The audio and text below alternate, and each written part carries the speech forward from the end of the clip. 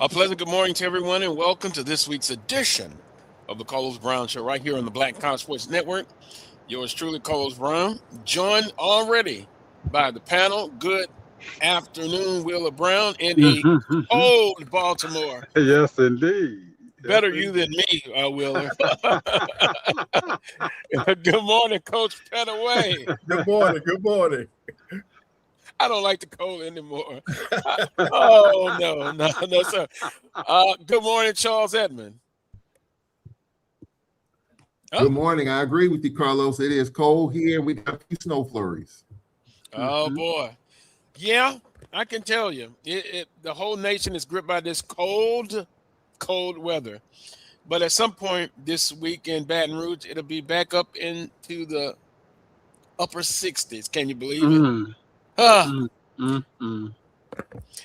Must the be life. nice. Must be nice. Yeah, but the old saying here, if you don't like the weather, stay around in Baton Rouge. It'll change like that. Glad to have everyone aboard. Week 3 of recovery.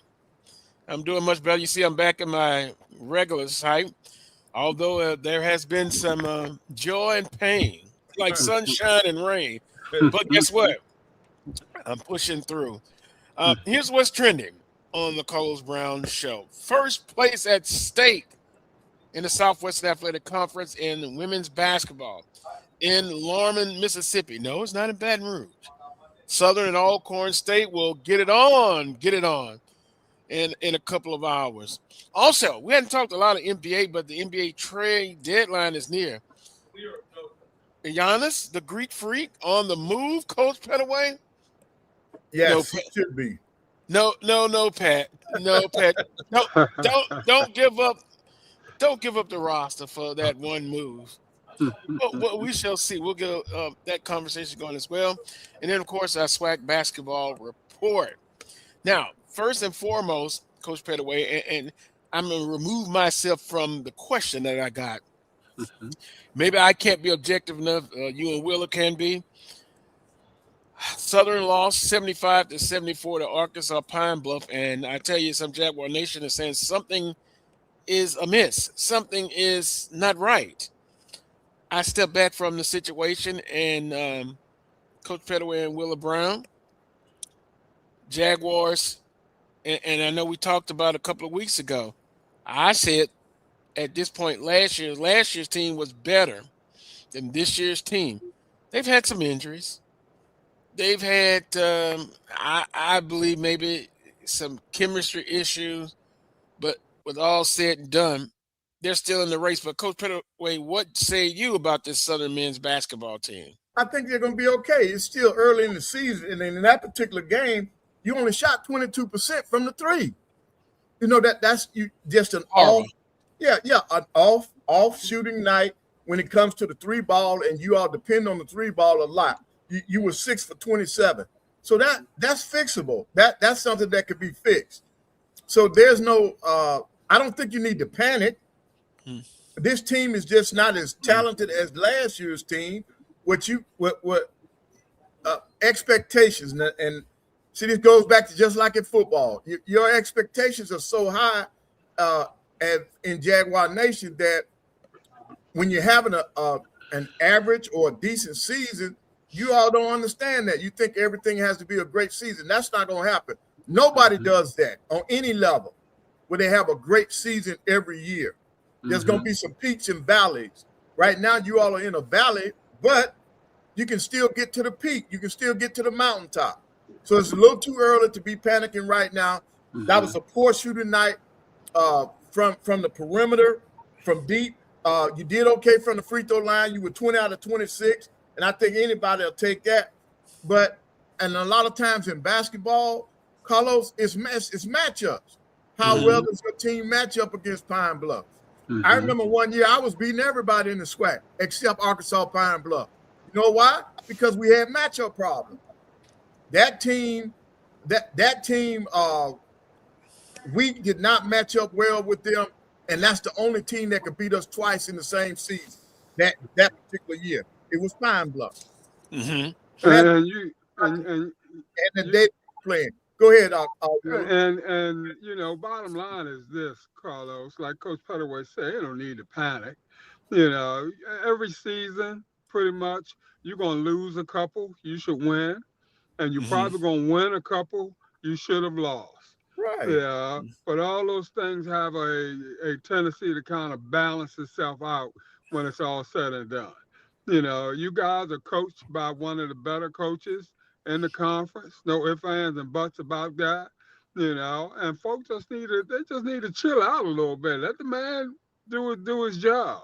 You know, I'm sure he recognizes the shortcomings, that sort of thing. They're probably working on things every day. Yeah, and you know the key, you know, they're on the road this weekend or what have you. You know, got to bring home at least one out of the two. You know, preferably if he can get both of them. You know, it'll put him right back where he needs to be. So you know, I think they'll be okay. People need to kind of chill out a little bit. Well, you know, and I agree. That's why I said let me just pull myself out of it. With this Southern basketball team, but you know, just the questions that were asked. I noticed they've got some players, at least one player, back. But I tell you what, going back to that 75-74 loss at University of Arkansas Pine Bluff, Coach Pettaway explained this to me and the fan base. That 1-3-1 zone, it gave Southern the blues. And again, if I'm coaching against Southern, I know I have to control hunker down on Jacobs. Yeah. And then they had, I can't remember the player's name, but he looked to be at least 6'7" out on the point of that 1-3-1 zone. Boy, that was from a tactical standpoint, that was outstanding. Right. And see that because number one, you couldn't on passing angles when you can put an athlete with that size out there at that point on top of that defense. You couldn't on the passing angle, so now that's going to take away that shot and that drive that you normally would be getting from the wing.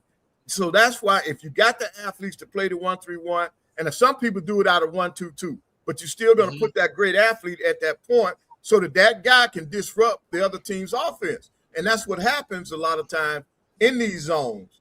And some people turn them into matchups. I know when I coached it, I would turn it into a matchup. So a lot of times it was confusing to you because you think we were in a man-to-man when we was actually in the zone. So that's all about game planning and figuring out what's best for your team and your personnel. So that's all that is. And if Jacobs is not going for you all, then it's gonna create problems for Southern's offense because everybody knows that if you want to get to Southern, you got to slow up Jacobs, right? And then in terms when it comes to shot selections, I like it for people to be going downhill. And I thought Jacobs should have been involved more and should have been going down. I would have gone downhill with Jacobs. But that could have been part of the game plan. But you never know what happens from the time you leave that bench to walking out on that floor. But I guarantee you, Jacobs was probably in the game plan to be a part of that last shot. And ball movement is the key. Yep. You know, you got to move that ball quickly. You can't let that zone defense reshape and reform.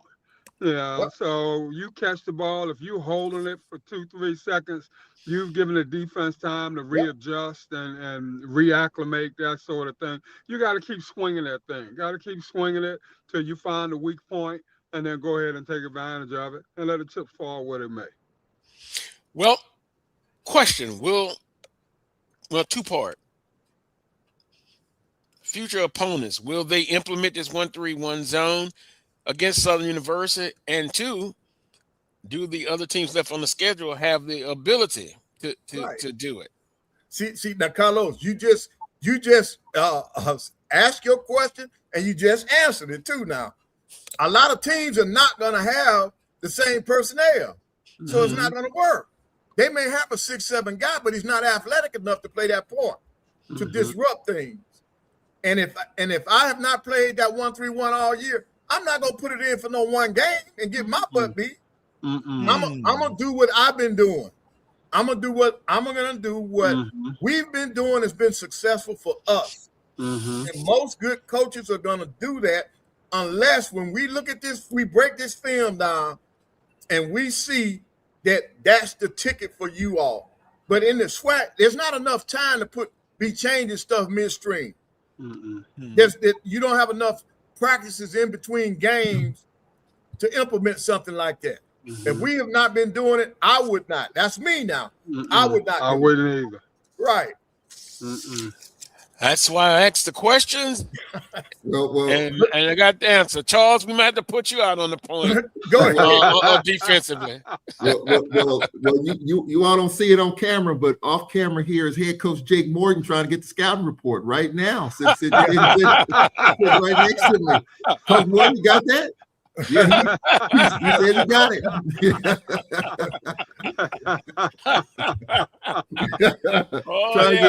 Trying to get any edge he can get at this point. Yeah.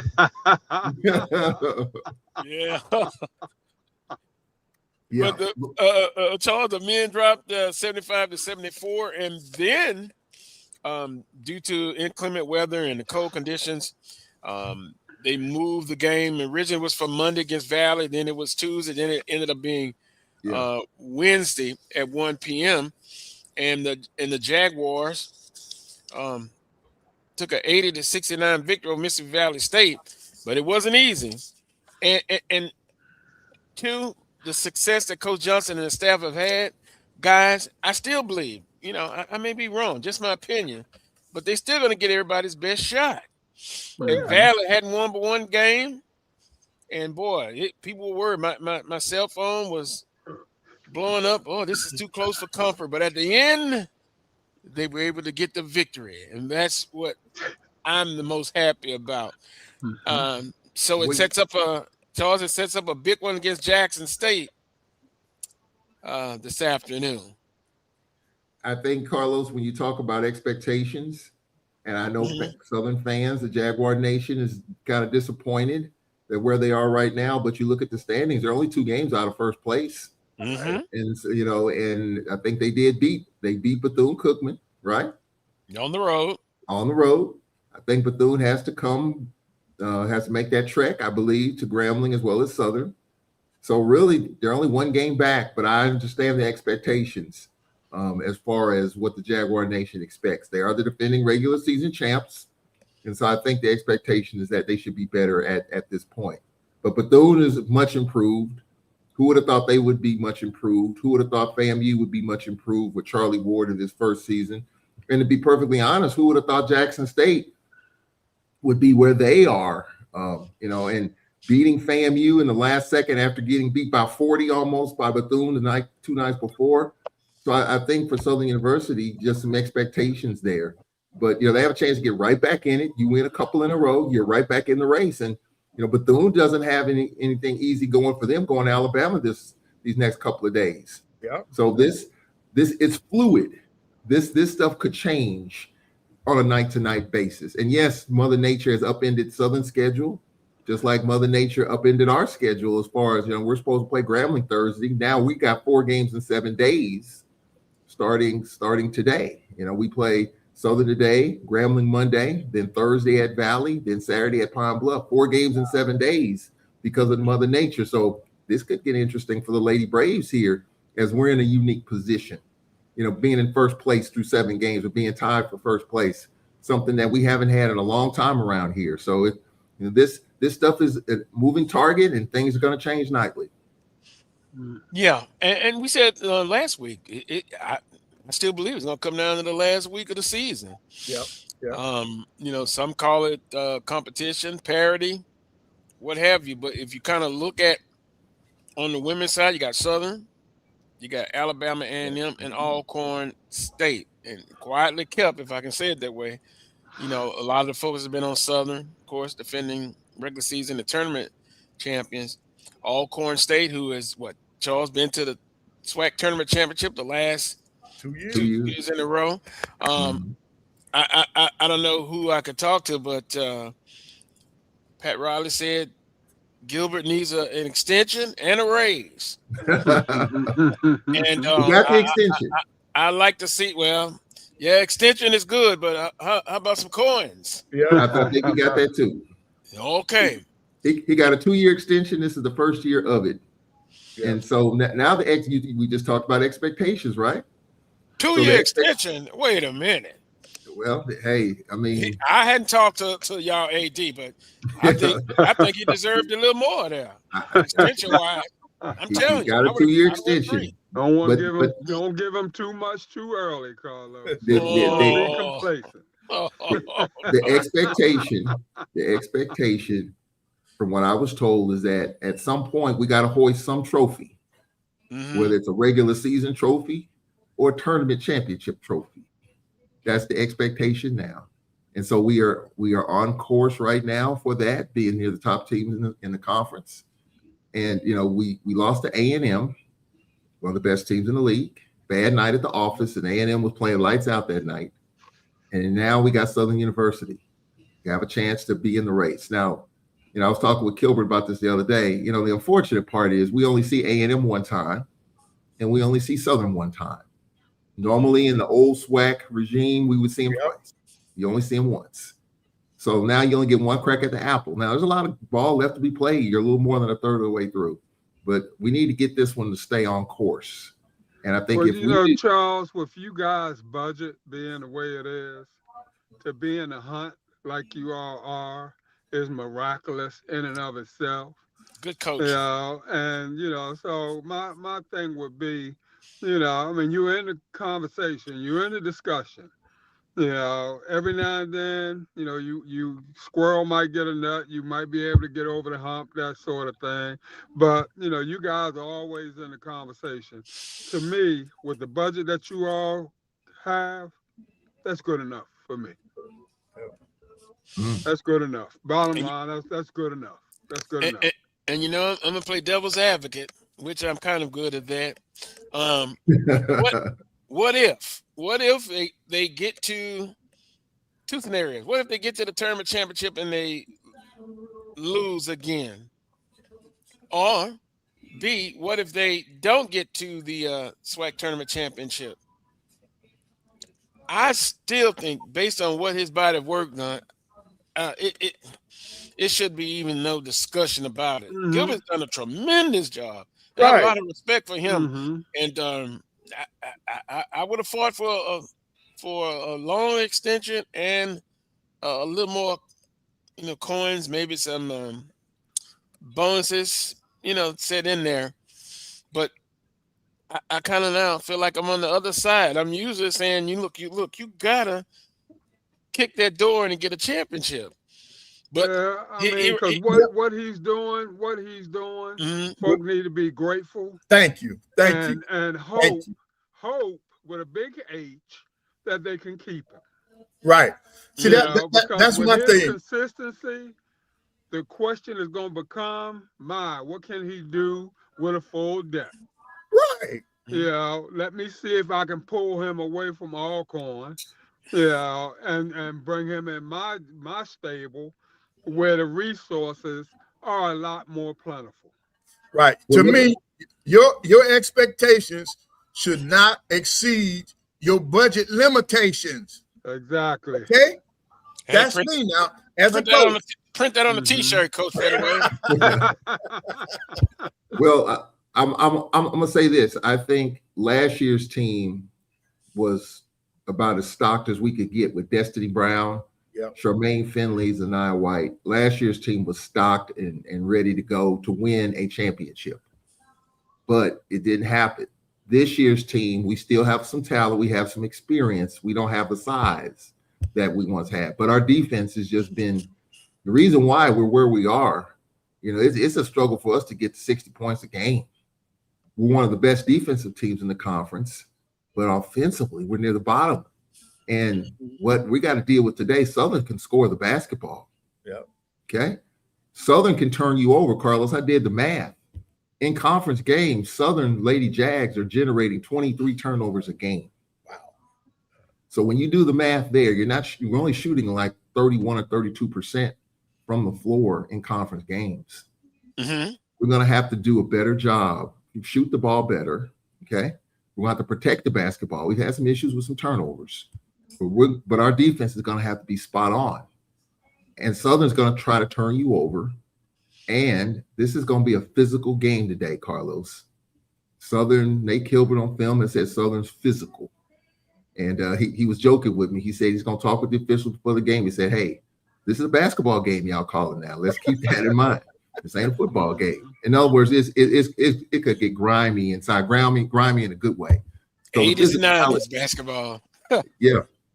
Can we handle the physicality? But look, overall, Nate Kilbert's done an outstanding job. Yeah. Wonderful person. A lot of coaches around the league that know him, you know, they would like to see him get that championship because he's been so close. He was close as the head coach at Valley. He was close as the head coach at UAPB. And so now it's just a matter of getting over the hump. And I think the expectation, and Carlos, you talked about it. To me, it's like one or the other. If you win a regular season championship and or a tournament championship, I think it's mission accomplished because I think that's the only thing that's missing. You know, for us to be 6-1 at this point, normally we're 6-1 in the last 7 games going into the tournament. For us to be 6-1 through the first 7 games of conference play, I think it's an amazing accomplishment so far. But the job's not done. We need to try to get this one here today. We're at home, and I think a lot of people are looking forward to this matchup.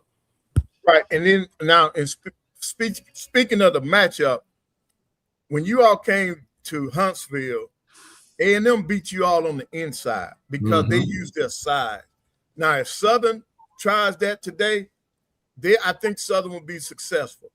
But you're right. Watching those young ladies play defense, they really get out. They pressure the basketball. They get up into people, and they go as far as their physical limitations take them.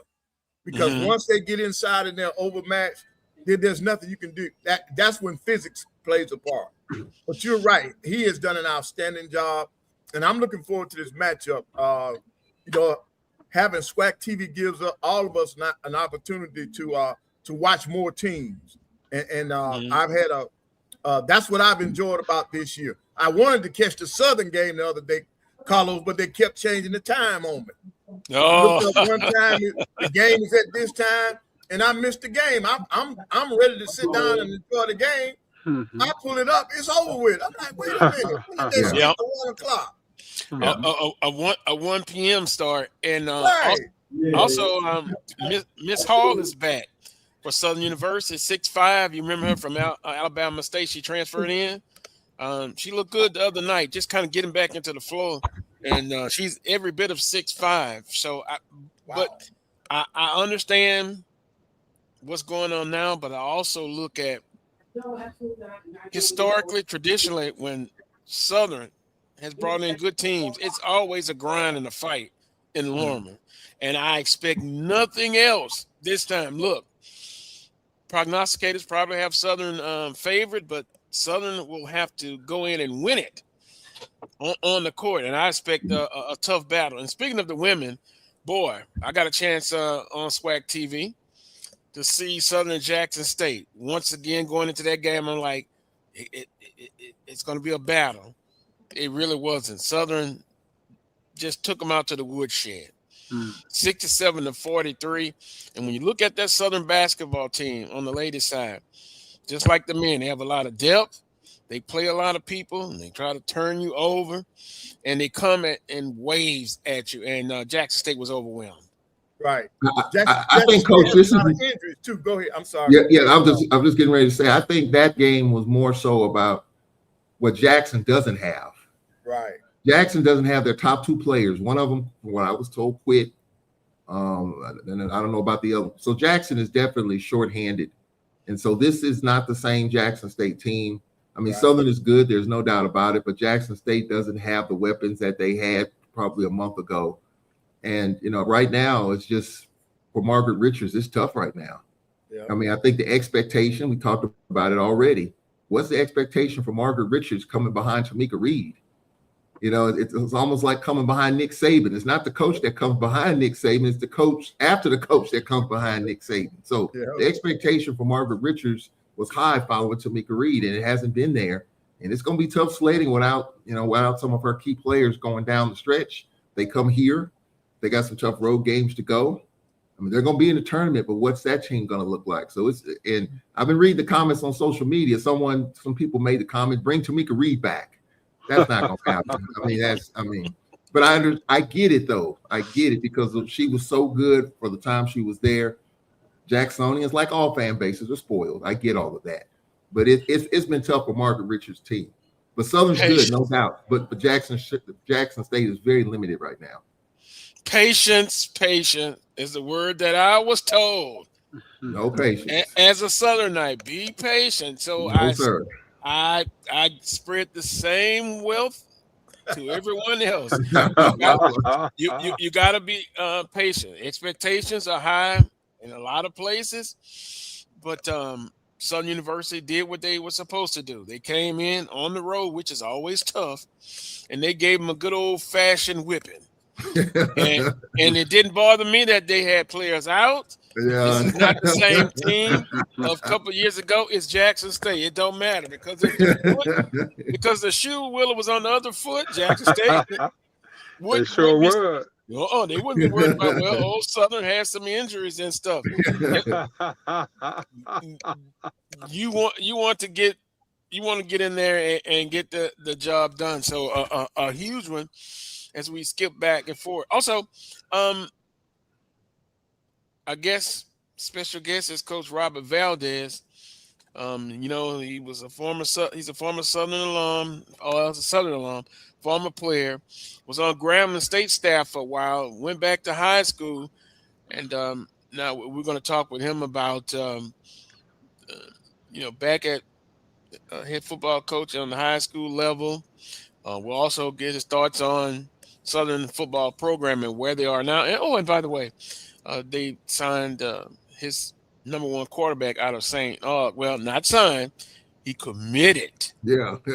and so we'll talk about that as well. You got to be careful with that. Yeah, signing day's coming up right. Wednesday, right? Signing day's Wednesday. Yeah. You won't know until that ink dries. Right, exactly. And we know how some of that is gone. Sometimes those commitments may end up going somewhere else. Some you didn't think you had. May sign. You may flip some. You might get some flipped on you. Yeah. February the 4th, which is this upcoming Wednesday. I don't count them till August 1. That's when I count when they're coming in the door. Well, with that being said, last week, the last count, I said it was 40 plus commitments. Now you can add 50. So that roster is totally different. Overhaul. Yeah, that's the word to use, overhaul. I could think of some other ones, but February 4th, they signed on the dotted line. Before we get to our first break, NBA deadline coming up also, I believe, on the 4th. And the big news is the Greek Freak. He's basically said now he's on the board to leave the Milwaukee Bucks. You have 10 teams they listed as a chance for him to maybe get to those teams. And if not, if they don't trade him, which is a strong possibility that they will, then it's also after the season's over with, he will be moved if he's not moved before then. Coach Pettaway, what do you think? Shakes up the NBA. Yeah, it's time. It's time for Milwaukee to look to the future. It's time for Giannis. If he wants to win another championship, he has to leave Milwaukee. He's not going to win one in Milwaukee. So if that's his goal to win another championship, he needs to move on. Now, where that destination is, I don't know, because if a team has to give up too much to get him, they're not going to be contenders. See, he's got to go into a situation where they're looking for draft picks. And if Milwaukee got draft picks, take the draft picks, and now you got Giannis, and then you get to keep the core of your team. But for some of those teams, they're gonna have to give up too much to get Giannis in terms of player personnel. And then and I think that's where the rebuild starts for some of those teams. But Milwaukee needs to get what they can while they can. Rebuild for the future. Yes. Charles, also who has the assets to be able to make that deal. And as much as I would love Miami to be in the discussion, they are in the discussion, but they're Golden not State. they're not going to be closer to getting to a championship as far as Guinness is concerned. Golden I would State, love to see Giannis in LA. I don't see that happening. The one team that apparently has the assets is Golden State. Can you see Giannis and Steph? How that would look? Jimmy Butler's banged up. I don't know if he would be thrown into that trade mix as well to make the money work. But the one team you have heard. I mean, of course, as you mentioned, there's a bunch of teams that want them, but who can make the money fit? I see OKC. They got a lot of draft capital. I can't see that though. I can't see that. Yep, Houston. A lot of You said you can't see Houston, Charles? No, OKC. I can't. Yeah. I can't quite see that one. For other reasons, personality.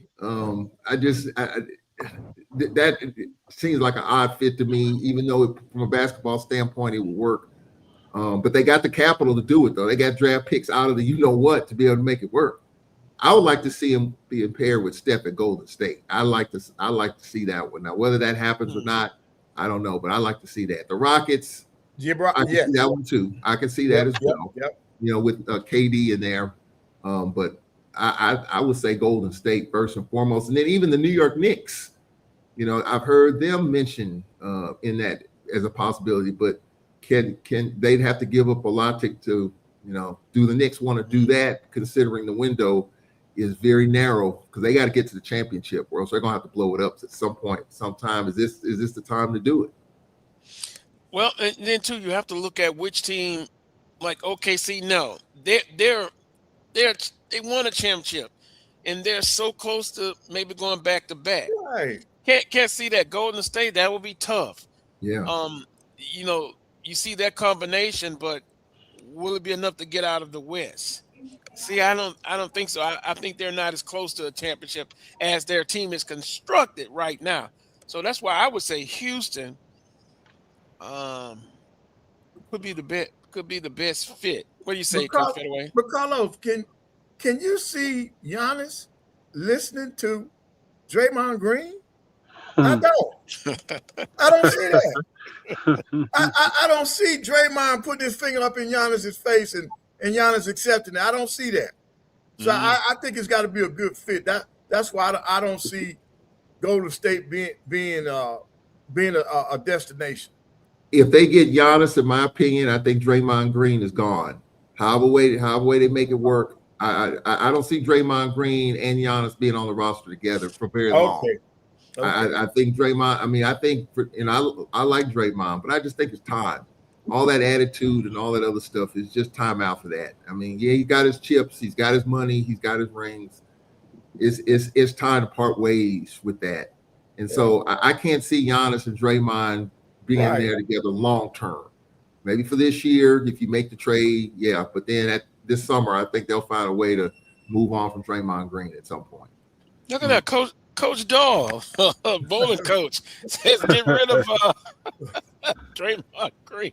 Thank you. Yeah. It's going to be interesting to see what happens with this NBA trade deadline. That's the one that stands out. It could be some more trades, but I've just come to the realization, as far as everyone knows, or if you just tune in for the first time, I'm a big Miami Heat fan, Willa. It's you still got to build for the future. Talking about maybe getting rid of Ware, the 7-footer. They're extra hard on him for some reason. I don't know. They can give up some people. Some say give up a Bam at the 4 position. Yeah, all right, Coach. But Carlos, hey, Charles, what your Lakers gonna look like if LeBron decides to go to Cleveland? I think the Lakers might be better off. Whoa! You done put the rope on LeBron. You're ready to get rid of him, man. Yeah, it's look. He's one of my all-time favorite players. He's showing clearly he can still play basketball. I'm just not convinced that he's all bought in on the Lakers. I think he wants the opportunity for another chip. The Lakers aren't there. I think going back to Cleveland, one more ride, the nostalgia. I think this is all about LeBron and going out the right way. I think he wants to go back to Cleveland and finish where it started. And that's fine. That's okay. But as far as my Lakers are concerned, I think they might be better off. And I think people in LA are kind of ready for that too. Give him his rocking chair, give him his blanket, have the LeBron tour. I mean, and he deserves that. He deserves everything that comes with that. But he should be going through that right now.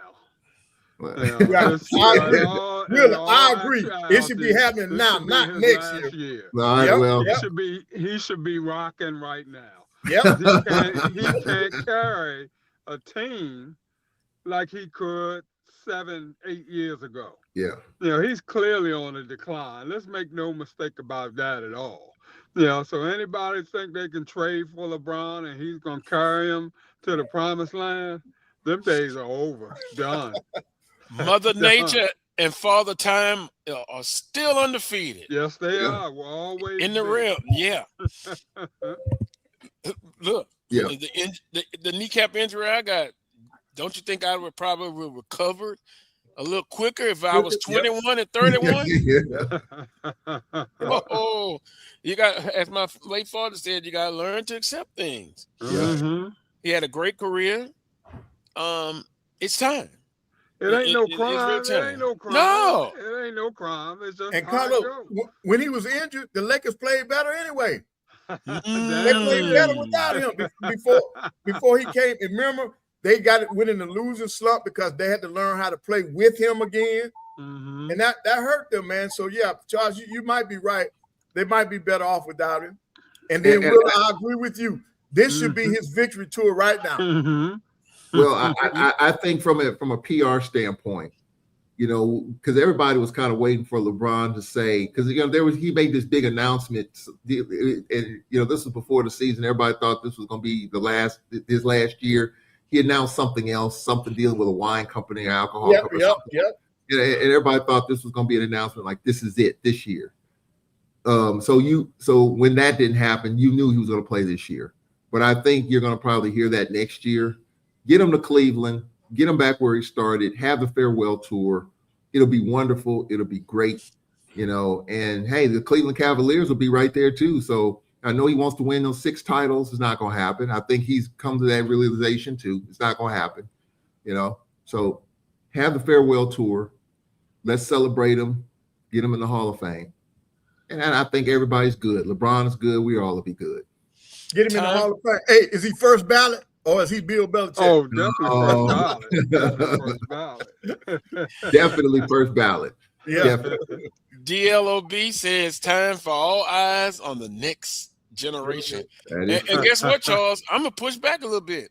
Cleveland is a team to me that is just a big question mark, Coach Pettaway. They've got the talent, but something's amiss with them this year. Toughness. Yeah. So they're more I don't know if that'll be a good fit. They're more of a finesse team, and that's why they're struggling.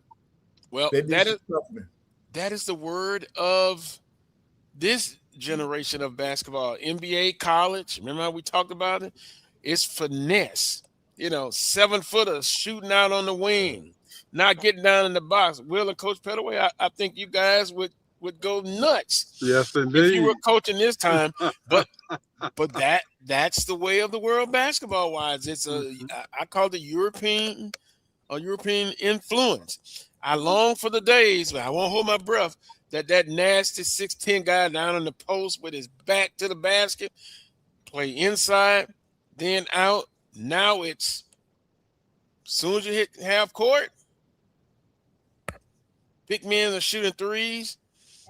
Now, ball movement, that's another thing to discuss. Mm-hmm. Do you see more ball movement now because of the style of play, or was it more ISO in the 80s and 90s and the 2000s? And I'm telling you, some of my colleagues, we have this big debate about, the the Jordans and all of them, they're hating because they're not playing anymore, and now they're hating on the younger generation. But I just think during that time it was better basketball. Just my opinion. Yeah. No question about that.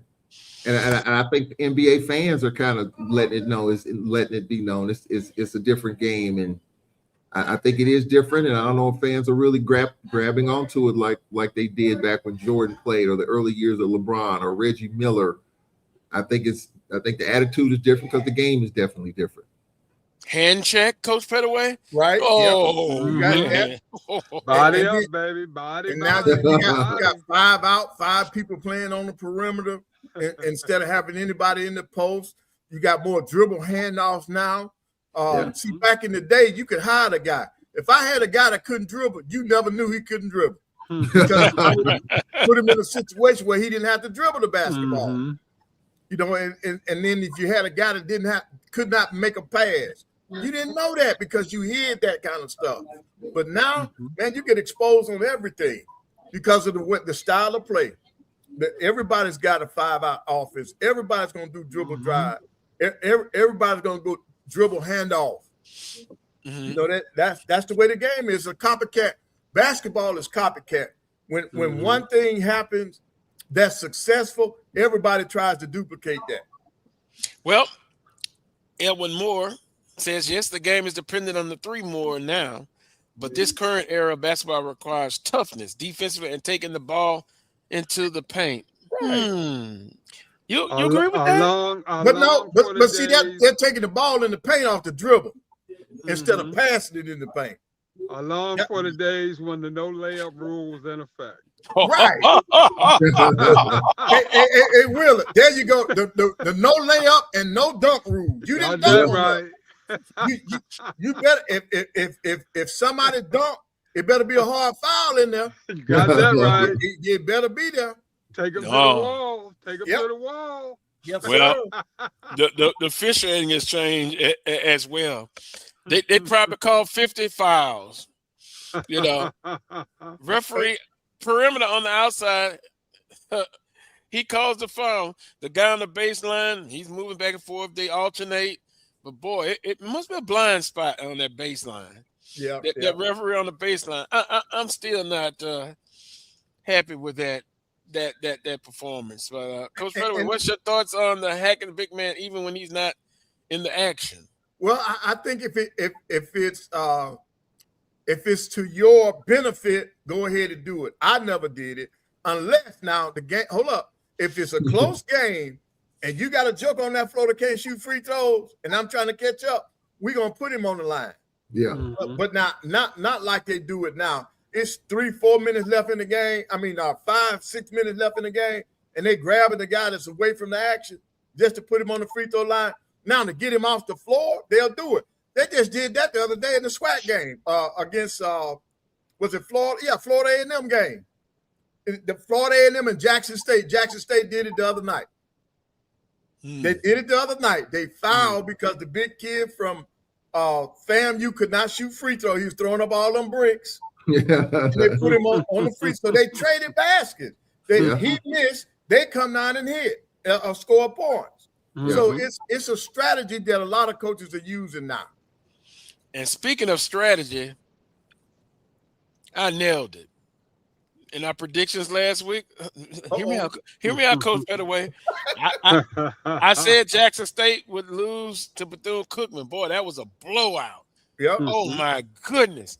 But then I said that Monday night, Jackson State would come back and beat FAMU. Man, I was so disappointed in that game. FAM had that game. And no, I'm serious. First of all, you had two of the better athletes in the SWAC playing. Ruffin is the real deal, man. He did a lot. But you got to think about it now. He's a high volume player now, so that means he's got to have a lot of shots to be productive. And then in that, you're also going to have some turnovers out of that. But they did a great job of fighting their way back in that game.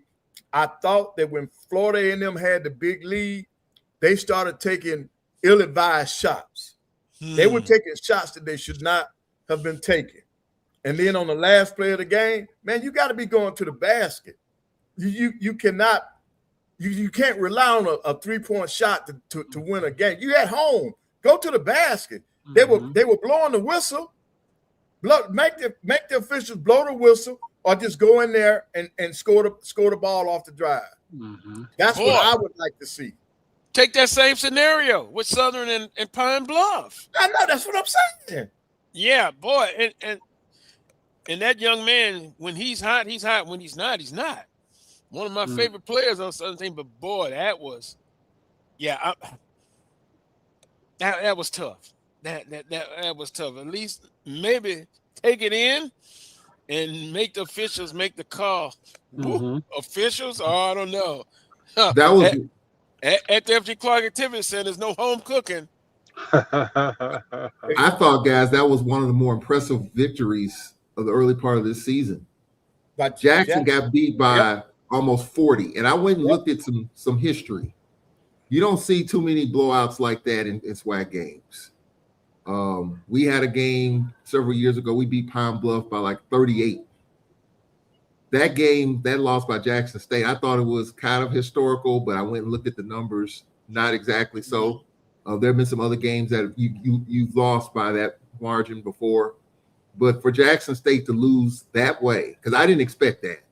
I mean, Bethune is good, but are they almost 40 points better than Jackson? No. But for Jackson to come back and beat a FAMU team in Tallahassee, which is not easy to do, after FAMU beat Alcorn, and we had an 8-point lead against FAMU and lost that game. I thought that was an impressive bounce back win for Jackson State. It kind of keeps them in the conversation a little bit, because if they lost those two, I think they would probably be middle tier. But now, you got Southern coming in, so you got Grambling coming in. So for Jackson, they can get right back in it. And of course, Bethune goes to Jackson second go around. So I think, that was a big win by Jackson State, I thought. Yeah, and I saw last year. Remember, Southern defeated FAMU by 30 plus. But I think that turned their season around after that. Sometimes, again, it's how you respond to a loss. A loss by 1 or a loss by 40 is still a loss, but it's demoralizing when you get beat like that. So kudos to Jackson State to say, look, hey, we take ourselves up off the mat and we get up and we go in and we get the victory. And so as bad as that Bethune-Cookman loss was, they did achieve what? A split on the road. Split, right. Yep. And I think the Florida swing, I mean, you got 6 road swings in this league.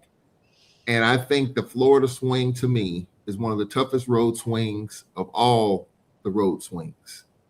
Grambling, Southern, Florida A&M, Bethune-Cookman, to me, is the two, in terms of travel, logistics, distance. Coach Pettaway knows between Montgomery and Huntsville is 180 miles. Yep. Easy breezy. But that Daytona, Tallahassee swing, we just did it last week. It's never an easy deal. It's never an easy deal. And so if you can get one out of that, now the Lady Braves got 2 down there last week. But if you get one out of Florida, I think it's thumbs up, because that's not an easy road swing to win 2. And we're able to do that if you get one. And Jackson did get one. So I think it was a moral victory for them, and it was a big win for them. Going down to the final week. Regular season champ on both sides, women and men, playing for seeding, because everybody is in the tournament. So let me get this right. First and second seeds will have a bye in the tournament. Double bye. Double bye. Yeah. Yeah, that makes me feel a little bit better. But I'm still trying to get used to all 12 teams. But it gives you something to play for, Carlos. You want to play to get one of those top spots, because coming down the stretch, that last week of the season is going to be rough. It's going to be even tougher for some of these schools because of the weather, because they got weather games to make up and stuff. So you got something to play for. You want to position yourself so you have the easiest route to the championship. And that bye may not be all it's chalked up to be. I mean, I'm a thing. I like to play myself. Yeah, but if it's you're talking about a double bye situation, that sort of thing, so your top team's not playing until what, Thursday or so? Ah man, You, shoot, well, that's a long time, to your long point, time. Wheeler, last year Yeah, you had a team that won the regular season and played a team that had played 3 games, I believe, 3 games in 4 days. mm-hmm. And that higher seeded team lost that Yeah. game. So I And so mean, it works both ways. I mean, yes, yeah, you it got the does. rest, Yeah, it but it could be does. rust. You could have a It team that's does. kind of on a roll, coming from the bottom of the bracket, playing with a little bit of Mm-hmm. confidence. Mm-hmm. Those things trip you up sometimes. Yes, they do. Yes, they do. That wouldn't have been Southern you were talking about, huh, Charles? I didn't name a team, but there was a team that was in that category, yeah. That I thought was the best team in the league by far. I thought Southern last year was the best team and I thought Southern, they won the regular season. I thought they were the best team. You talk about depth. I thought they were the team that's going to get it done, but they ran into a hot Grambling squad that was playing well coming out of the bottom of the bracket. And the team that they had defeated, twice in the regular season. So, oh boy. On that note, it's almost the top of the hour. We'll go ahead and take a timeout. Special guest, Coach Robert Valdez, will join us. Charles, you're with us until 12:30. True. And then you're getting ready for the big match in Lorman, Mississippi. Charles, it should be a big crowd, but somehow I think the cold weather, it still should be decent. Yeah. Big game. Big game. It seems like every time we play, the road teams won the last 2 games. Remember, we beat Southern down there in overtime, 59-55. And then 2 years ago here, we had a 20-point lead and lost by 3. So what type of game do we expect here today with so much at stake? First place is at stake. Looking forward to that. It's like Hagler and Duran. It's like Marvin Hagler and and Tommy Hearns said the best 3 rounds in boxing history. Yes, indeed. Yes, Will it be that type? Yeah, we'll have to come with a boxing segment. I've been kind of looking at some of the older boxing matches, and boy, you're talking about toughness. Toughness. On that note, we'll take a timeout. You're watching the Carlos Brown Show right here on the Black College Sports Network. We shall return shortly. For over 30 years, HBCU Image has been more than just an apparel store. We've been a movement, a statement, a legacy. We celebrate the pride, the purpose, and the culture that make historically Black colleges and universities legendary. Whether you're a student or a lifelong supporter, our gear lets you wear your HBCU stories with confidence and style. Because when you wear HBCU Image, you're not just wearing clothes. You're wearing culture. You're wearing pride. You're wearing purpose. HBCU Image, a Kenny T's company. From cancer care to accidental injuries to cardiac care, we all know that there are times that you can't control what happens in your life. But with Globe Life Family Heritage, you can be prepared to weather the storm when it comes. Call Dr. Beverly Eagle Rogers at 877-300-8269 or visit the website at globelifefamilyheritage.com. With over 25 years of serving communities, Dr. Beverly Eagles Rogers is here to help you and your family through difficult times. Dr. Beverly takes pride in Globe Life being one of the few companies that returns 100% of premiums to clients that stay healthy. So for more information, call Dr. Beverly Eagle Rogers at 877-300-8269 or visit the website at globelifefamilyheritage.com. Are you hungry for authentic Caribbean food like jerk chicken, oxtail, red snapper, shrimp, tofu, and rasta pasta? Well, find your way over to Mango's Caribbean Restaurant, 180 Auburn Avenue, right next to Royal Peacock in downtown Atlanta. Them belly full, but we hungry. Mango's Caribbean Restaurant, open daily from 11 a.m. to 10 p.m. And on Friday and Saturday, we're open till 4 a.m. Come to Mango's and put some spice in your life. So we've got a good thing going. Mango's Caribbean Restaurant, 180 Auburn Avenue, right next to Royal Peacock in downtown Atlanta. For more info or directions, call 404-698-3992 or log on to mangoscaribbeanrestaurant.com. For instant coupons, text MANGOS to 313131. Mango's Caribbean Restaurant. Authentic Caribbean cuisine. It's the 37th annual Zora Festival. It's in Eatonville, Florida, Saturday, January 31st and February the 1st. On Saturday, the all-white party tribute to Frankie Beverly with May's guitarist Jubu. Bread. Sunset. And Taisha Will. And on Sunday, the Line Dance Party Live with Jeter Jones, Mike Clark Jr., and Boss Lady Coco.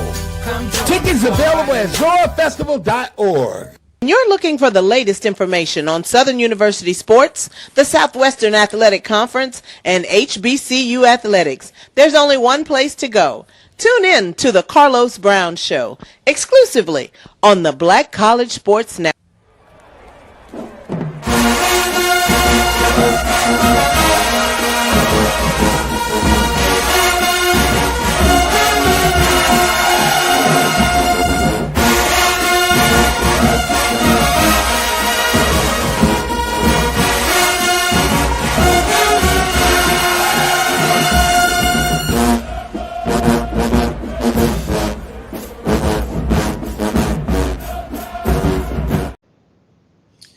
Welcome back to this week's edition of the Carlos Brown Show right here on the Black College Sports Network. Yours truly, Carlos Brown, joined by Coach Van Pettaway, Willa Brown, Charles Edmond, and now our special guest, Coach Robert Valdez. Coach, good afternoon.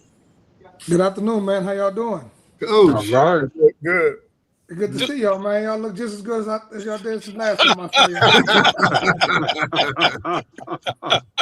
Been about 4 years. Oh, yeah. Because the last time we talked to you, you were on the staff of Grambling State University. Now Yes, you're sir. back on the high school level, head football coach at St. Augustine. How has things been for you from a professional standpoint?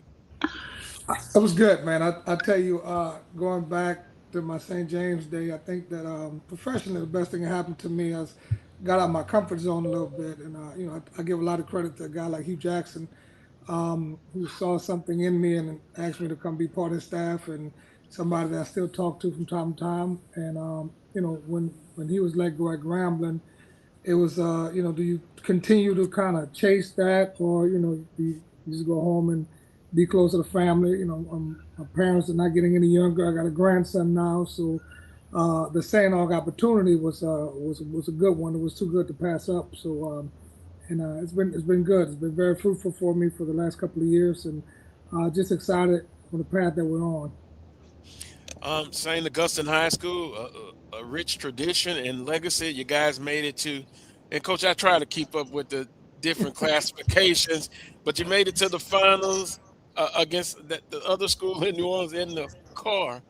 But a successful season right at the door. Didn't kick it in, but still a successful season. No, it was great. I mean, second year in the program, and just kudos to our administration for the commitment and the resources that they've allowed us to have. And we inherited the program. I was 3-7, go 7-5, and this year went 12-2. And we just lost our powerhouse. I mean, they were good.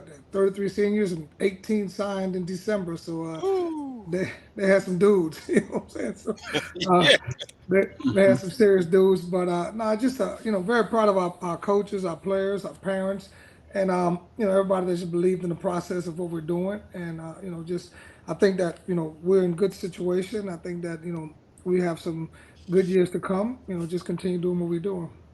Yes. I understand that. Now, help me out, Coach. For Sean Coulon. Coulon. It's Coulon. It's a typical South Louisiana name. Got to get used to it, man. See, Will and Coach Pettaway and Charles, take notes. Say that last name. Coulon. Cool on. Tig. His nickname is Tig. I'm just so proud of that kid, man. I mean, that kid is just. I wish I could, reclassify and bottle him up and just keep him. It'd probably be illegal. You know what I'm saying? But he's a different type of person, man, and just as a guy that, accepts coaching in very, very mild manner, quiet, humble kid, student of the game. I really fell in love with him when I found out he had taken 2 years of Mandarin. I figured that if he can read Mandarin, he can read coverages. You know what I'm saying? So, wow. Yeah. but, Mandarin Chinese. Goodness. yeah. He's solid. I mean, I think that Southern University is getting a tremendous, leader, student of the game, and a kid that's just going to come in there and just be consistent and do the little things right. What is his strengths? Because I know you just talked about some off the field, but on the field, what will he bring to Southern football program? I think that poise, patience, and understanding, when to make the throw, how to make the throw, and stuff like that. I think that we have probably two of the top receivers in the country that's coming out. They're going to be juniors, so he was able to make them better. Competitor, and was not a big guy. He's really not a big guy, but nowadays those guys in the NFL, Patrick Mahomes guys, they're starting to prove that he communicates well with his teammates. He demands respect from them. He's not a very boisterous, loud guy. He's just gonna come on the sideline and be like, "Hey man, let's go." And on the field, he makes things happen and he puts us in position. He knows protection. He understands coverages. He understands different things and whatnot. And it was almost like having a cheat code because he was like a coach on the field. Was he highly recruited from other football programs? He was highly recruited mainly by academic schools. Like I said, because of his height, and we all have the aesthetics, and the metrics that everybody falls in love with first. And we play in Division I, so therefore, they would want him bigger and taller. So he was getting a lot of attention from Villanova's, the Amherst, the Rose College, because he's a tremendous student also. This is a kid that, Southern is very interesting to him because he wants to be a lawyer. So he already has everything already mapped out. So he was getting a lot of attention from high academic schools, and then when Coach Falk and Southern came in the picture, they identified him very quickly, and and we sat down and talked about it. And he said, "Do you want to go to Massachusetts, and do you want to go to New York, or do you want to go Ivy League or someplace like that?" I said, "Well, Coach, I'd rather stay home, go to Southern, and then go to law school, and go live my life after that." Right. Hey, Coach Valdez, I want to ask you a question. I saw a report this past week. They said if you wanted to find a receiver or a defensive back, you go to the state of Louisiana. Why would the state get that kind of a rep? Is it because of the things they do in the summer? We do a lot. We do a lot in the summer. Basically, with the Louisiana High School Athletic Association allows us, to coach our kids in the summer with 7-on-7. Okay. And then we have a lot of, we play a fast game in Louisiana, especially down south. We play a fast game. So these kids, they're practicing, they're man coverages, cover 3, two zones and stuff like that. So they getting exposed to a lot of different things. And one of the big things when I came back to the high school level that I didn't factor as much, but in the bigger cities, there's a lot of training facilities. There's a lot of people that are making a livelihood of year-round training. So a lot of these kids are getting, they go to workout facilities. They got trainers and whatnot.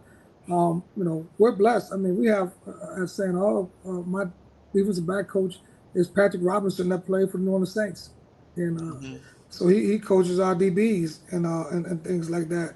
So I think that there's a wealth of talent in those positions, and I think that if we could only find a way to put 5 big linemen on the offensive line, we'd probably be very dangerous.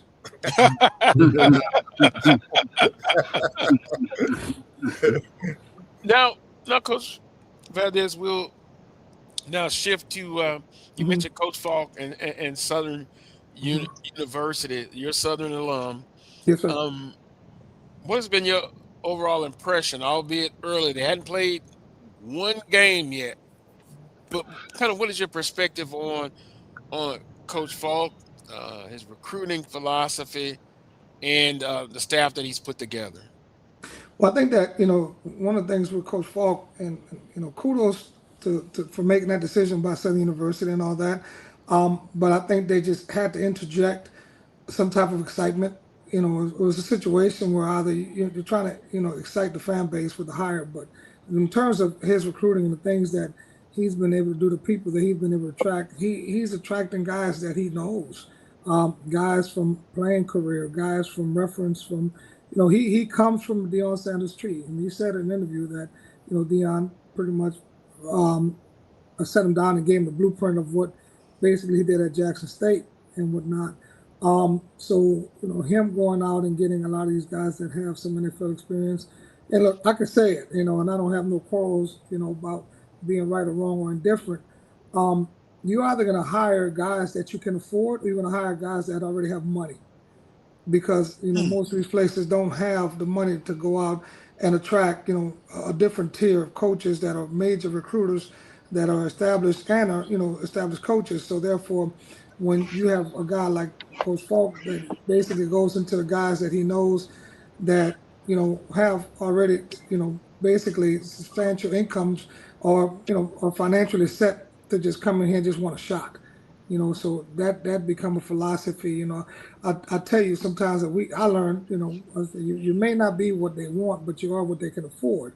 And but that's not the choice when you have NFL guys that just taps into some of his colleagues and friends. And I think looking at his staff, that's some of the formula that he's followed, which is gonna, which should pay dividends, because these guys, their motivations a little bit different. They may not be motivated just to get the job, so they can put this resume line, so they can probably grow. They may be invested into, really, pouring back and giving back into, our kids.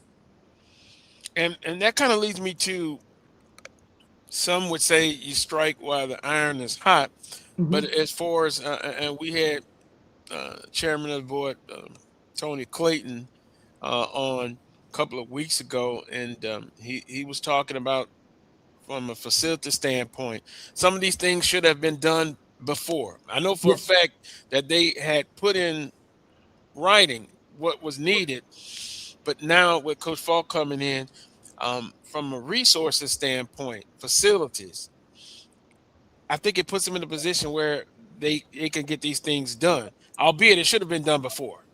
Right. What are your thoughts on that?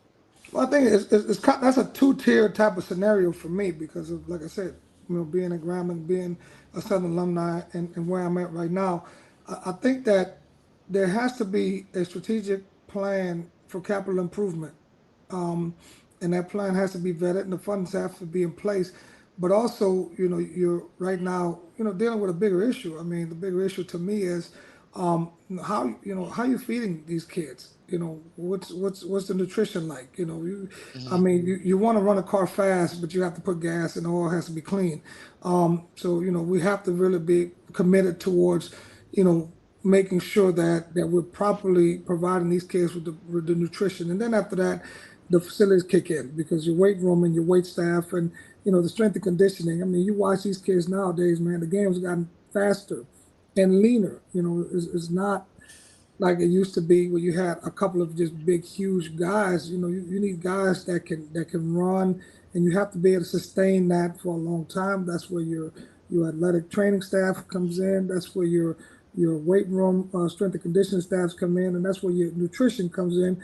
Because at the end of the day, X's and O's is X's and O's. It's all been copied. It's how you teach and how you apply it. So when I say capital improvement, the premises has to be with the resources first, of how you're going to feed them, how you're going to properly get them stronger and faster, and then how you're going to provide that, can you maintain them at that peak performance while you're building the facilities, while you're improving your locker room, your weight room, practice areas, and all those things. Charles, you have a question? Yeah, I do. I do, Coach. Coach, good to see you again. Yes, sir. Obviously, with NIL, transfer portal, some players are going to land Right. places, some are not. I mean, they're going to be left behind. Hmm. And so the question now is, where does it leave these high school kids? You're in high school, you deal with high school athletes. Some are going to be fine, some are going to be left behind. What do you tell them to kind of keep them on the up and up? Because this is a tough landscape right now, it appears. It's very, very murky and confusing. It's like trying to find a nugget in the Mississippi River, man, with murky water. It's tough because of the progression nowadays is that you can, if you're a college coach, you can treat the transfer portal like Amazon, man. Just go on there and just basically go on a database and find what you need.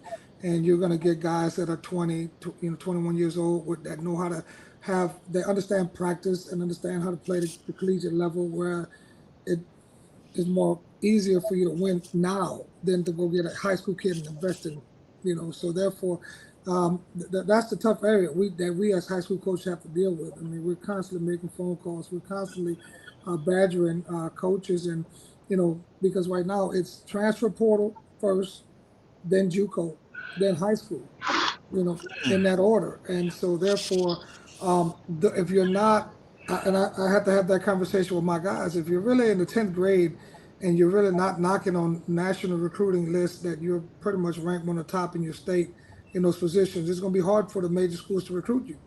So, that good football player, that middle of the road guy who may not have the metrics to be appealing to the list is going to have a hard time. So, we're right now, it's crazy because right now we're trying to just call anybody in phone calls and texts and emails, trying to get a spot. And I think what's happening is I'm telling my kids at St. Augustine High School to go to small schools, take a chance for yourselves, get some film, and then use the portal. Use the portal, and that's I don't know how many coaches will tell you that, but that's what we tell our guys. Take a shot and just get in somebody's college and get some film, and then use the portal. If you're good like that, if you stand out like that, then use the portal and use the tool like everybody else is using it till you get to where you want to be. And then the whole thing about it is that there are no parameters with this NIL. There's no ceiling. So therefore it's a free for all. So. But we just trying to get our guys into situations where they get in school and then they get a chance to play and then get some film and then they can move on. It's interesting that you say that because Coach Valdez, it's been some discussion. I use the term balance as far as high school, JUCO, transfer portal. Then you have like Coach Jackson at Prairie View A&M, basically, I paraphrase, saying, to keep your job, you got to definitely spend most of your time in the transfer portal. At Southern University, they retooling or turning over the roster.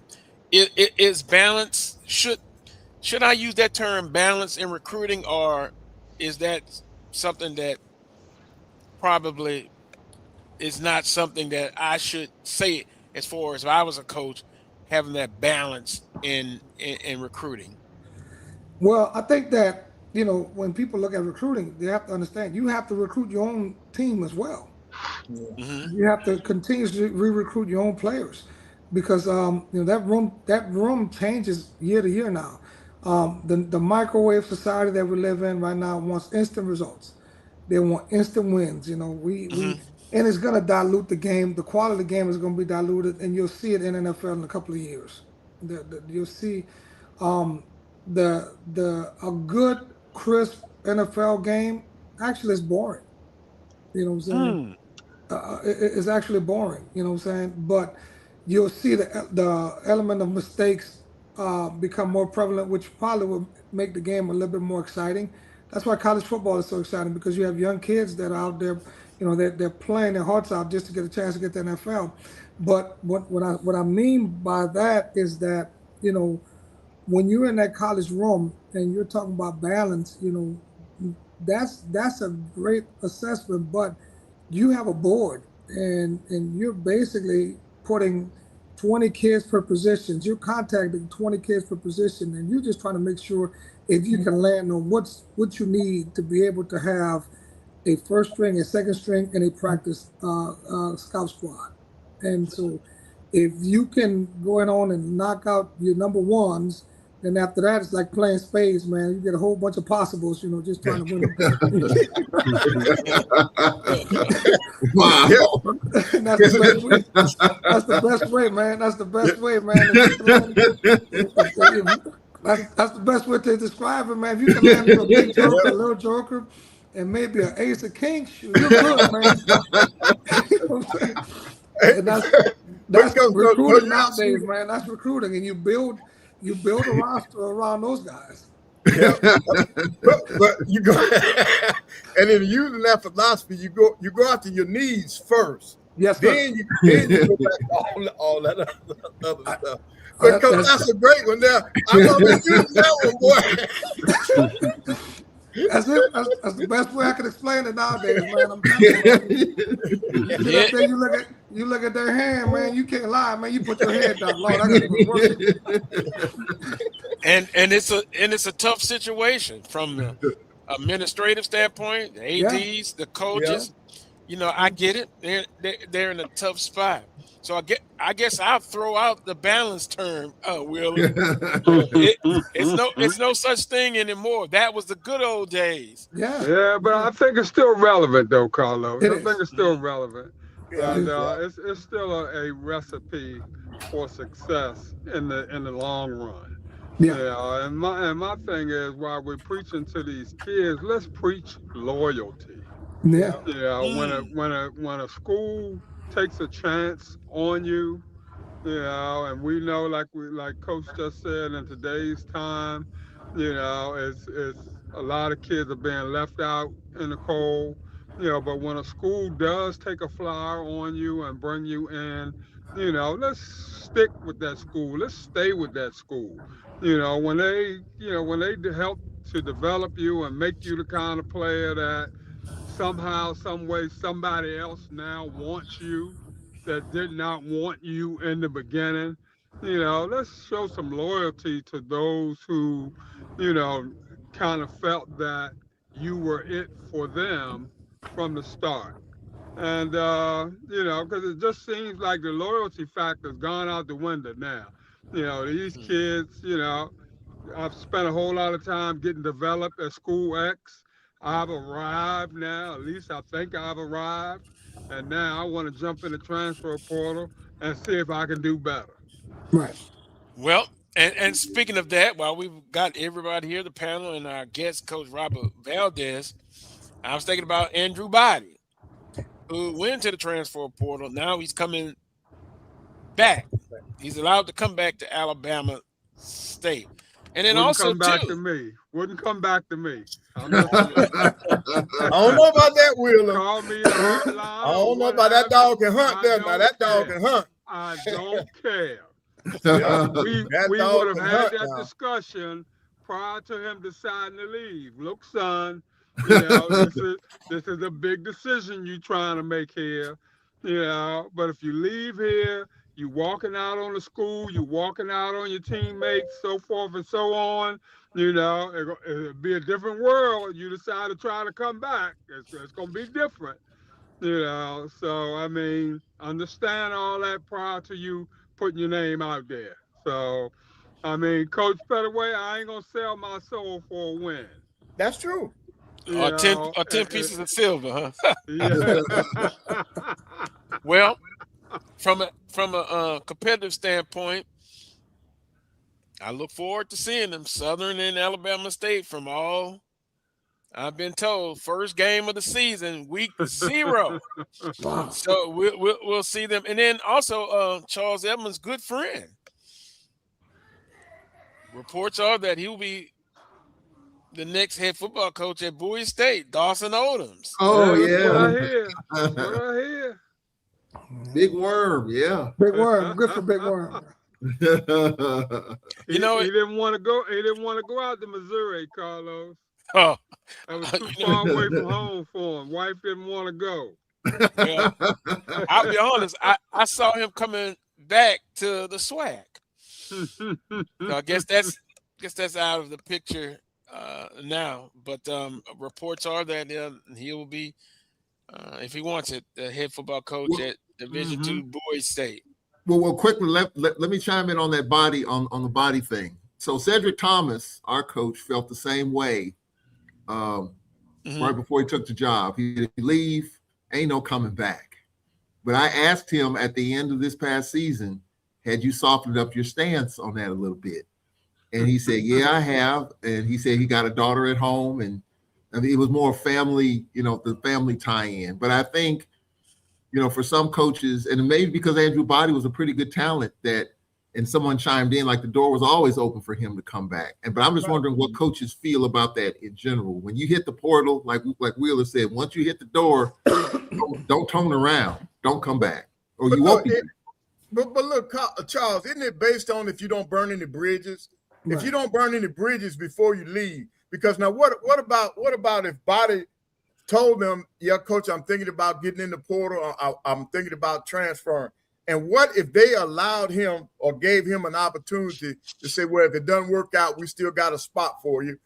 And then the other thing that I found out, in order for him to get in the portal or to transfer, he had to graduate. He hadn't graduated yet. Right.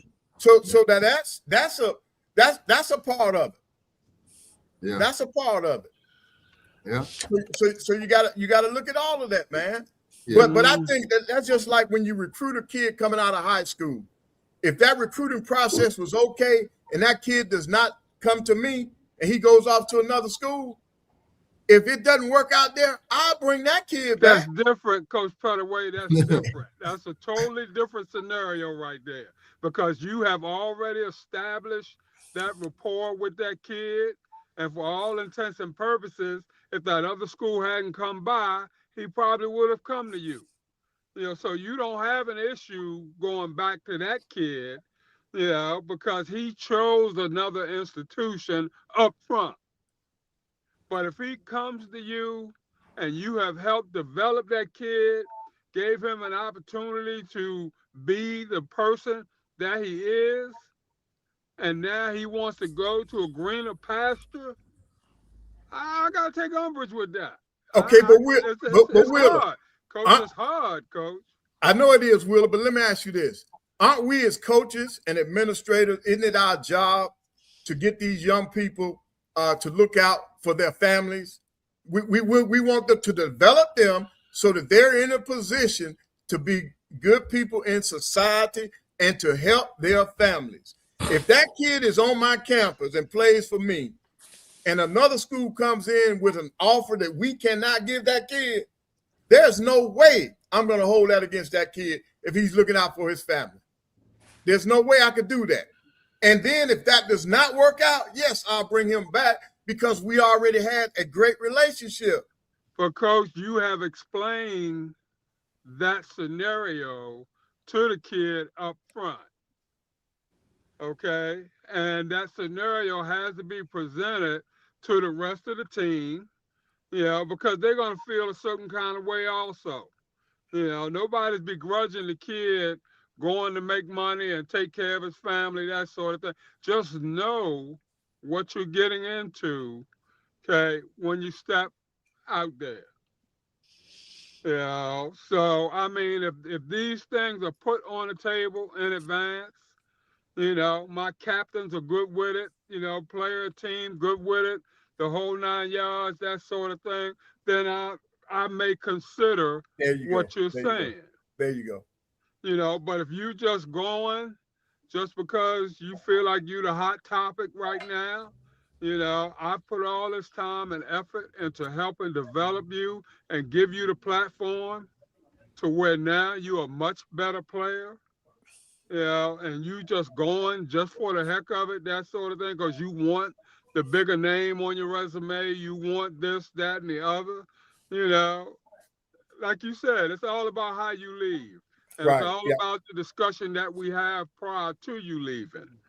But I got an issue, when you walk out that door and you leave your teammates and you leave your school, hanging in the wind, and then things don't work out for you, and now you want to come running back. I got some issue with that. Yeah, but I would leave it up to my team. See, I always had a committee.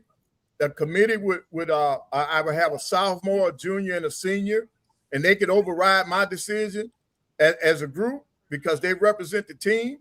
But I guarantee you that kid did enough at that institution where them players wanted him back also. They probably did. Or probably welcome him back, rather. Let's say it that way. Welcome him back. Well, that's today's kid. Yeah. Yeah, but see, I think that's why our philosophy has to change because of the way society is now. You probably right, Coach Petaway. You probably right. Yeah. If I was a team captain on a particular team back when I played moons and moons ago, nah, son. Yeah, you you're can come right. on back. You can come on back, but you can ready to go through some things. Yeah. coming back in here. Yep. You're right. Well, as you can see, that was a hot topic. Coach Valdez, interesting take. Yep. Well, we appreciate the time. I know you've got a busy agenda for today. Charles has to get ready for the broadcast. Any closing comments for you, Coach? No, man, thank you, man. I miss you guys, man. And glad to see that you guys are all doing well.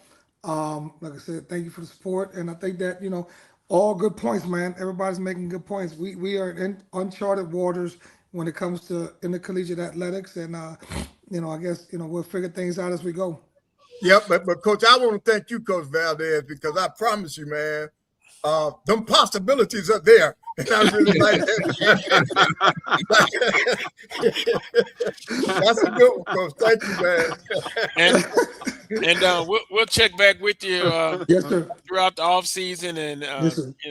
and during the season with St. Augustine and I got to plug Coulon. So tonight I got to go to a banquet because Vashon Coulon is going to be recognized as the Southeast Regional Player of the Year for the work done banquet. So yes, sir. Congratulations. Gotta go plug my guy. So, man, God bless, man. Good job. Keep going, man. All right. Appreciate Keep that. running, Coach. Congratulations. Yeah. Thank you. All right. Charles, quickly, the big game on the women's side, Southern and Alcorn State. Lady Braves suffocating defense. Lady Braves 65, Southern 51. Fine. Oh, that's a blowout. Who is he shaking hands with? That's what I want to know. 65-51 Lady Braves. Final score from Lorman. Wow. Will he what's the old saying? He may have wrote a check.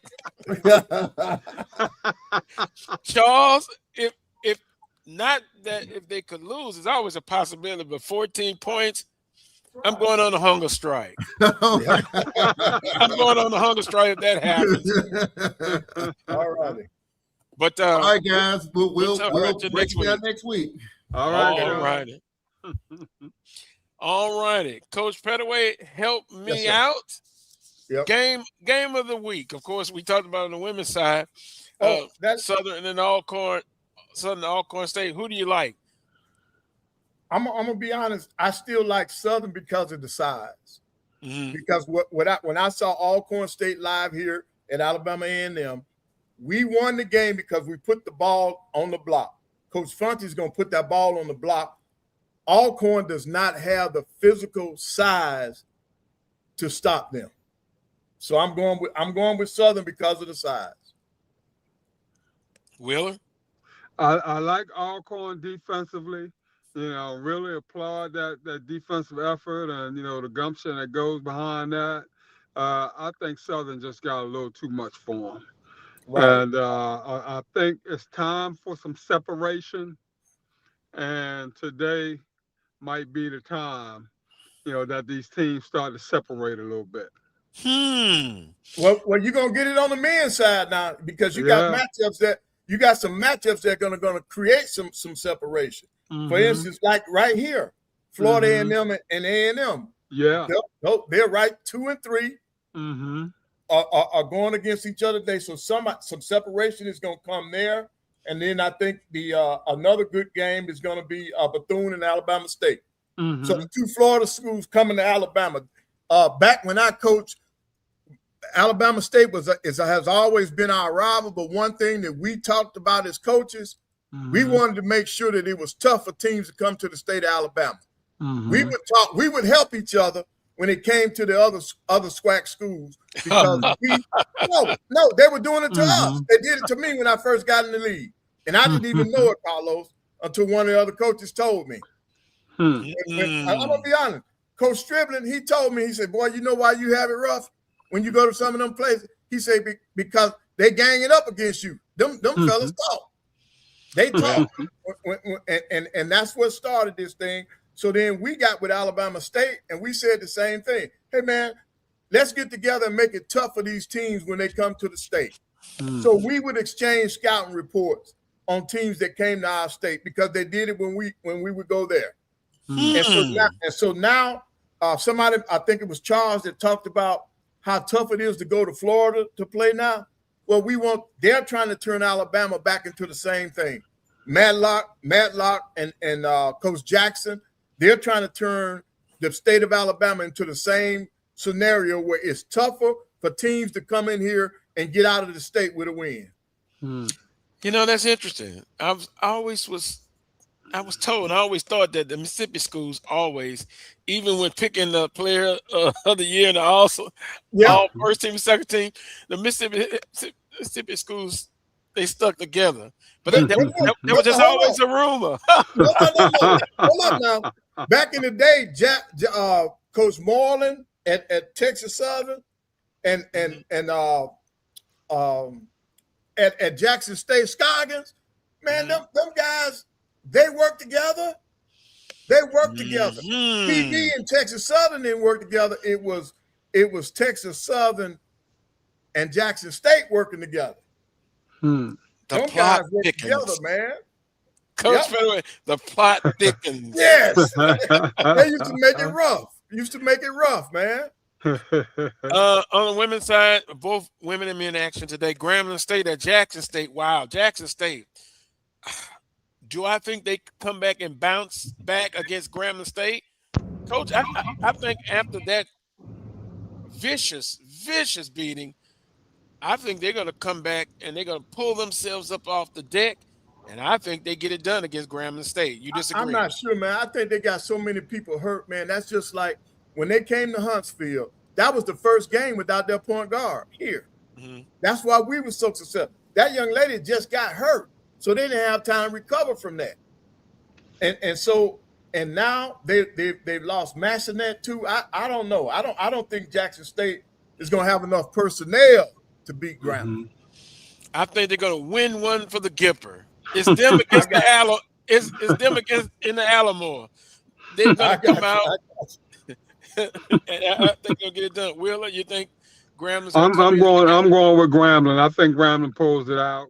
Yeah, I'm like Coach Petaway. You know, those injuries are starting to add up, that sort of thing, and don't nothing beat having a full complement of players. And when you down some key pieces, if you don't have people ready to step up, it could cause you some problems. Right. Jackson State, pulling for you. Shock the world. Bethune-Cookman at Alabama State. On the women's side. I just saw Bethune-Cookman, so I'm going with Bama State. I saw the Bethune-Cookman came in here and had only won one conference game, and they gave our ladies everything and some more. But I still like Bama State with Bethune-Cookman being on the road. They're at home, Willa. Bama State. Arkansas Pine Bluff at Mississippi Valley State on the women's side. Valley plays well at home, Carlos. What about it? I'm gonna go with Valley. Me too, because they put one on us. That's our only loss at Valley. Go ahead, Willa. I'm going Pine Bluff. Okay. Valley still Valley. Beautiful arena though. I was watching on SWAC TV. Really nice, man. Nice and cozy. FAMU at Alabama A&M. Now, FAMU, I said this could be a good rivalry between FAMU and Southern University. They upset the Lady Jags, right? Now on the road, they've struggled. And so they're coming into Huntsville. No matter if it's a little snow, a light dusting, I think it's going to be warm inside that arena. I think Alabama A&M will win this game. They'll pull away in the second half. Yeah, I'm Bulldogs all the way. Yeah, A&M at home. Yep. The home team gets it done again. Texas Southern at Prairie View. Yep. That's going to be interesting. Prairie View women, they've had a tough season so far. Texas Southern started off strong, faltered a little bit. Prairie View's at home, but I'm going with Texas Southern in this one. Right. I'm with Texas Southern also. I don't think Prairie View has won a game yet in the SWAC, so I don't see them changing that. They're at Texas Southern also. Now, I will say this. When I saw Prairie View at Southern, they played tough for a while. So I said the future would be bright, but the future's not here now. Right. On the men's side, Southern, well, that's on the women's side. On the men's side, Southern it's the same thing, same schedule today. Southern, Yeah, double headers today. Yep. Right, boy. I'm still getting used to that Thursday, Saturday. Yep. Okay, Southern and Alcorn State on the men's side. This could be a dangerous game, Coach. No, this ain't dangerous for Coach Johnson. Southern all the way. This not wow. Southern all the way. Very confident. I guess I'm not doubting Thomas, but I'm always worried. Alcorn State will probably play their better game, one of the best games of the season, but you don't think it's enough. Right. No, I do not. I think Jacobs and everybody will be ready to play, and they'll come out and play. I got Southern. Mm-hmm. I got Southern also. Okay, well, although I'm concerned, I think Southern gets it done, but I think it'll be less than 10 points, but I'll take a win. 1 or 10 points, it doesn't matter. Grambling State at Jackson State. Wow. A couple of weeks ago, you tuned in. Grambling State was on a roll. Everybody was like, watch out for Grambling State. Right. Did they get somebody hurt? See, that's the thing we don't know. You're right, Carlos. Grambling was rolling, and now they've stubbed their toes. I don't see them beating Jackson at Jackson. I got Jackson. Could be interest, but everybody's suffering with injury. That's part of the game, as they would say, but it does make a difference. I like Jackson State at home. I like Jackson State at home also. I hope it's not the kiss of death there. And that's the game on SWAC TV. Bethune-Cookman at Alabama State.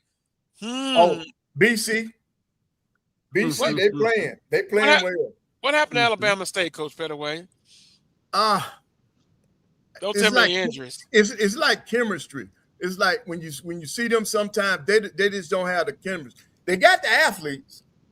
Man, they got perimeter play, they got post play, they got some toughness. But they just don't seem to have gelled together yet. No chance for an upset. I got BC in that one. Bethune, definitely Bethune. Bethune-Cookman as well. Pine Bluff and Mississippi Valley State. Oh boy, Pine Bluff! I saw them come in that 1-3-1 zone. I still have nightmares about that. I woke up in a cold sweat. Yeah, well, I'm going Pine Bluff on this one. Pine Bluff. Yeah, it shouldn't even be a on that one. Pine Bluff is a better team. FAMU and Alabama A&M. Oh boy, this could get interesting. Gonna be a very close game. Yeah, I think it's gonna be a very close game, but late in the second half, the Bulldogs are gonna pull it out. Really? A&M at home. Yeah, FAMU. I got to pull for Alabama A&M in this one. FAMU kind of bring them down to earth a little bit. Everybody's like, oh boy, look at them. They've come out of the ashes. First year head coach done an outstanding job.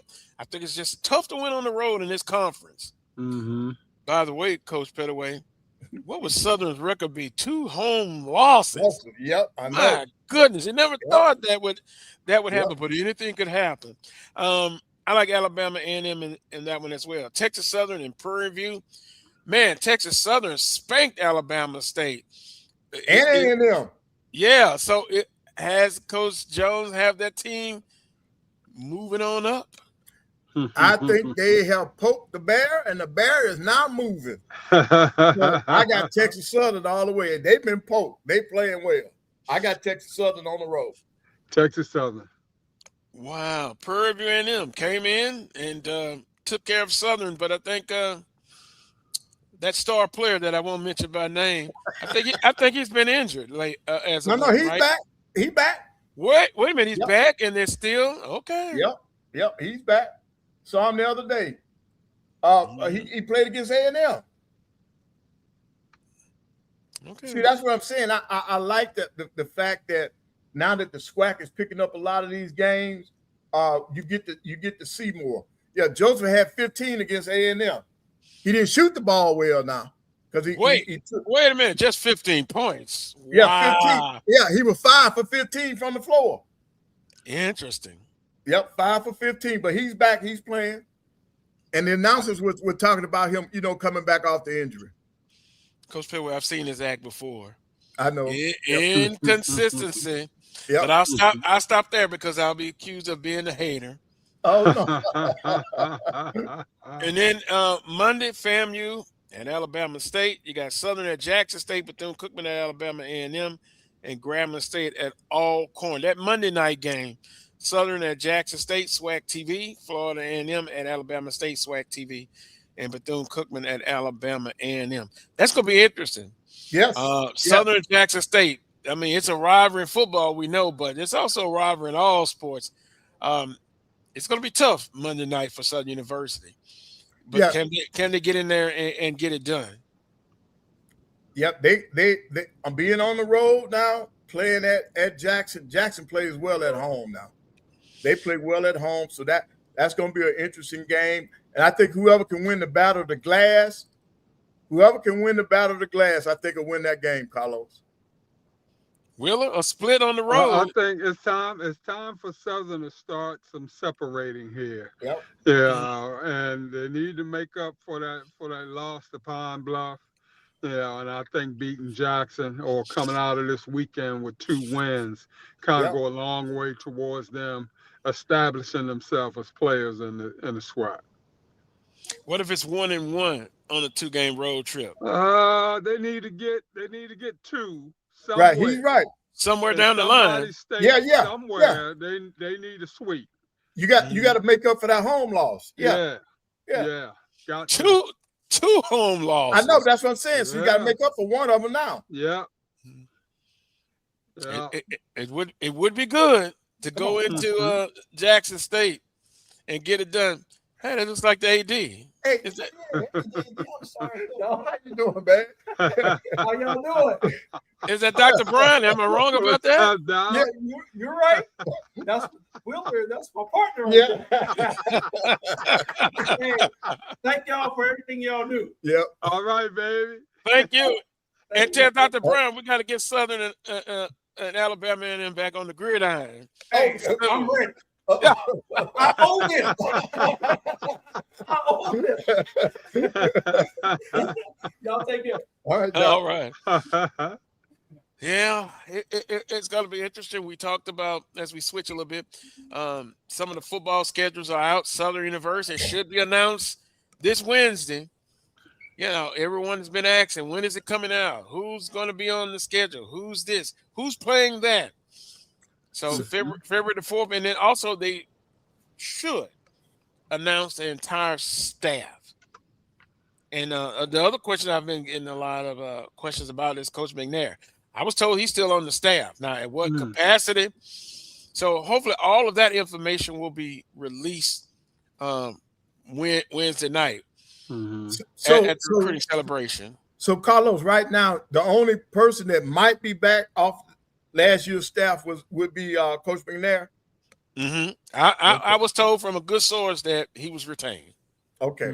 Now, I heard you say that Coach Odom is going to Bowie State. Have you all heard from Coach Graves? No. I've heard from Coach Graves. He hadn't gotten anything yet. Yeah. So I know all those guys went to the convention last week. And Okay. so, I know it was a lot of movement at the convention, but yeah, I hadn't heard anything otherwise yet. I think he'll land somewhere eventually. I'm sure it will. Maybe, probably as an assistant. Because a lot of times, it's hard to make that lateral move when you've been, when you've been let go. And it's almost like you got to climb that mountain almost all over again. Except for you're starting a little higher now because of the having been a head coach, that sort of thing. But you got to climb back. Right, Climb back up. Right, but I think Coach Graves is still on campus, though. He has a slot on campus, so he's probably just doing that. And this would have been the end of his first month. He's a great guy, and I'm wishing him the best. He was a guy that all of us were always able to get to find out what was going on, and I just wish him the best, man. We just need more people like him, man. Just right. Right. I'm glad to see all of these coaches that have an opportunity to continue at other places or at their original place. That's just like me. I'm still here at A&M doing things. So, I think it's good. And our schools need to be we need to look at that more, Willa, on the administrative side. Take care of our own, because the PWIs, they do it. They take care of it all the time, every day. Every day. And you know what's interesting? Legendary Coach Pete Richardson. Saw him last year. I was told he was interested in becoming the director of athletics at Southern University. That's a long history about how he was released and what have you, but he's still involved with the program. Color analyst. So you do take care of those who have given so much, and I'll be honest with you, Coach Graves, he'll bounce back. He'll bounce back in some form of fashion. Well, Melody, our producer, is now officiating. She's an official. Yes. So basketball. Yes, officiating basketball. All right.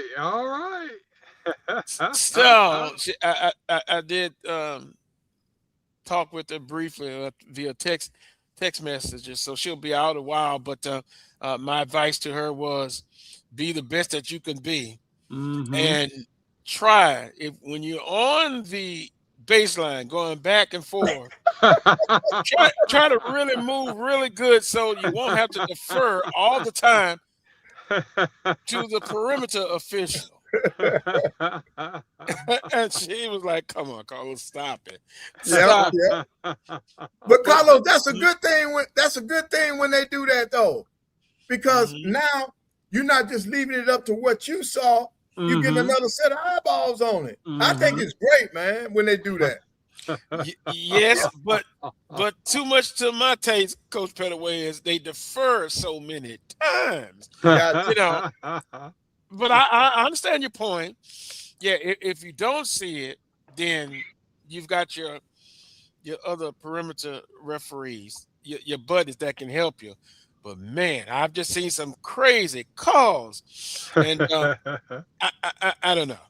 I'm gonna try to get over it, Coach Pettaway. I'm gonna try to lighten up on that baseline official, whoever that is, even when they rotate.